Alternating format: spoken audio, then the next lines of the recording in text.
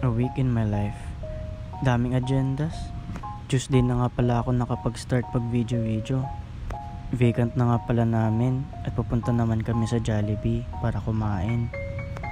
Actually di naman talaga ako bumili dyan, kumain lang talaga. Wala masyado kaganapan nung araw na to kaya hindi na ako masyado nag-video. Nakita nga pala namin yung kaklase namin. Nagstay nga pala muna kami saglit sa Pure Gold at nandito si Ryzen. Pagkatapos nga pala dumiretso ako saglit sa hideout. Gastos na naman sa pagkain. Pagka-uwi nga pala nila Aline, dumiretso muna kami saglit sa Ono. As in sumaglit lang naman kami sa Ono. Din nga pala ako nila mami kasi sobrang lakas talaga ng ulan. Nakakatamad nga din pala pumasok kasi sobrang lakas talaga ng ulan at ang lamig pa kaya yung iba naming kaklase hindi pa dumadating. Suspended nga pala kami kaya agad-agad na kami lumabas ng school.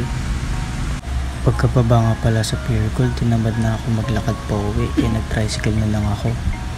Sobrang late na nga pala ng suspension, kung kailan nasa school na kami saka lang nag-suspend. Nabutan ko nga pala maayos yung kama. Natulog nga pala ako saglit kasi mamaya may padasal na kasi that anniversary ni Lola.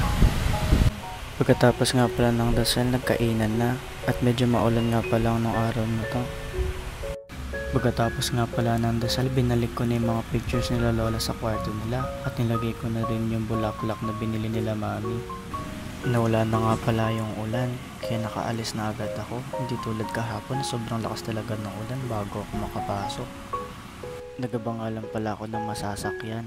Pagkatapos nga pala ng vacant namin, kasama ko yung mga kaklase ko.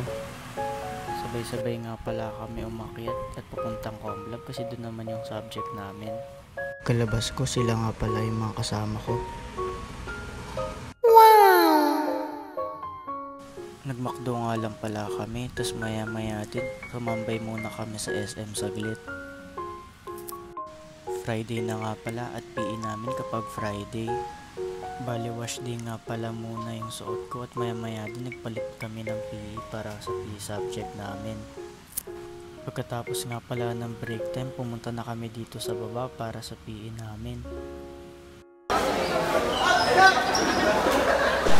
Naglaro nga pala sila saglit.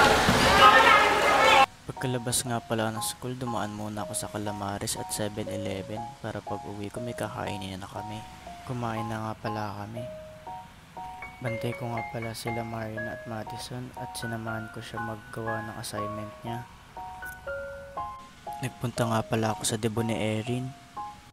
Papakita ko na nga lang pala ibang clips at ito si Sir JP, sasayaw niya si Erin.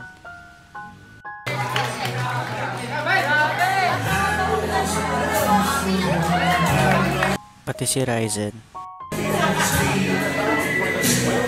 at Ben. Gagawin nga daw pala nila yung uso ngayon, yung AI hug.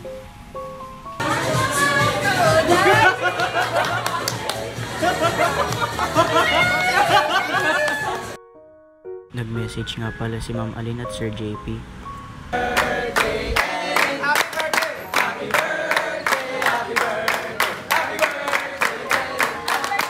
Kinat ko na nga pala at alam nyo naman na siguro kung anong kasunod nito sa mga nakapanood. Inantay nga lang pala namin si Justin at Julie. Happy birthday, Erin! Happy birthday! Pagkatapos tumambay nga lang pala muna kami saglit ng Shakey's para mag-TikTok daw. Tama na tayo sa day by day. May mga plano pa nga sila kaso nga pala umuwi na ako ng Angono. Mabilis lang naman yung biyahe. Yun lang, paalam.